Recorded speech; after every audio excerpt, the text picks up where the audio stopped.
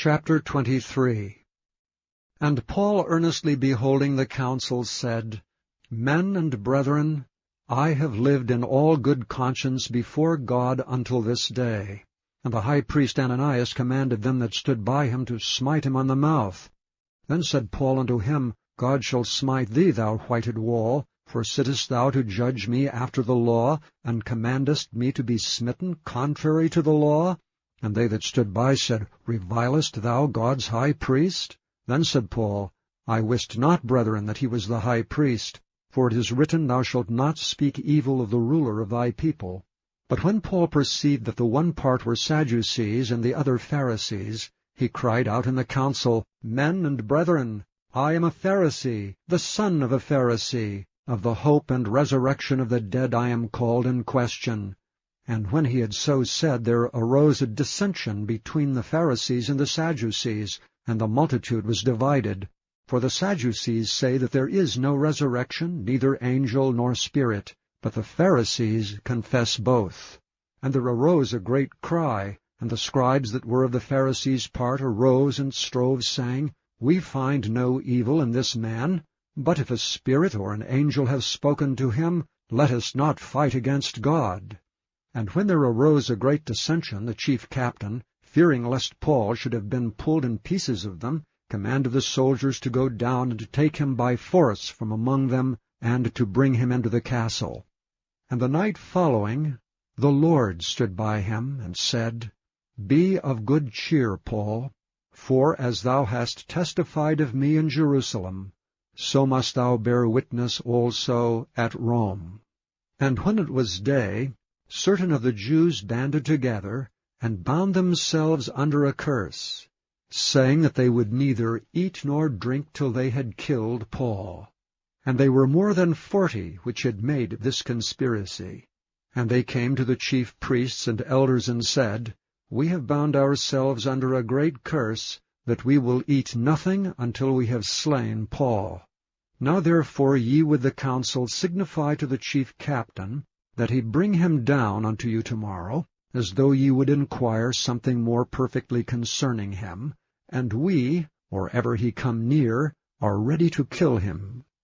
And when Paul's sister's son heard of their lying in wait, he went and entered into the castle, and told Paul. Then Paul called one of the centurions unto him, and said, Bring this young man unto the chief captain, for he hath a certain thing to tell him.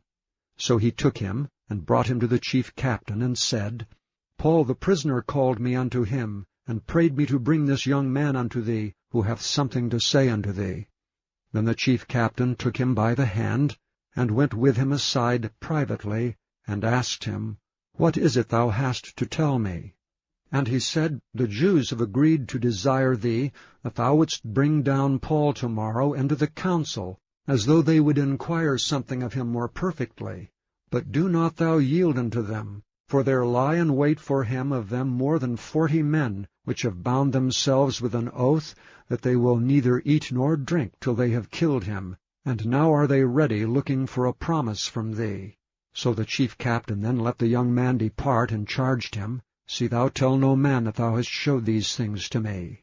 And he called unto him 2 centurions, saying, Make ready 200 soldiers to go to Caesarea, and horsemen 70, and spearmen 200, at the 3rd hour of the night. And provide them beasts, that they may set Paul on, and bring him safe unto Felix the governor. And he wrote a letter after this manner, Claudius Lysias, unto the most excellent governor Felix, sendeth greeting. This man was taken of the Jews, and should have been killed of them. Then came I with an army, and rescued him, having understood that he was a Roman. And when I would have known the cause wherefore they accused him, I brought him forth into their council, whom I perceived to be accused of questions of their law, but to have nothing laid to his charge worthy of death or of bonds. And when it was told me how that the Jews laid wait for the man, I sent straightway to thee, and gave commandment to his accusers also to say before thee what they had against him. Farewell. Then the soldiers, as it was commanded them, took Paul and brought him by night to Antipatris. On the morrow they left the horsemen to go with him, and returned to the castle. who, when they came to Caesarea and delivered the epistle to the governor, presented Paul also before him.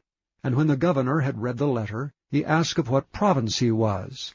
And when he understood that he was of Cilicia, I will hear thee, said he, when thine accusers are also come. And he commanded him to be kept in Herod's judgment hall.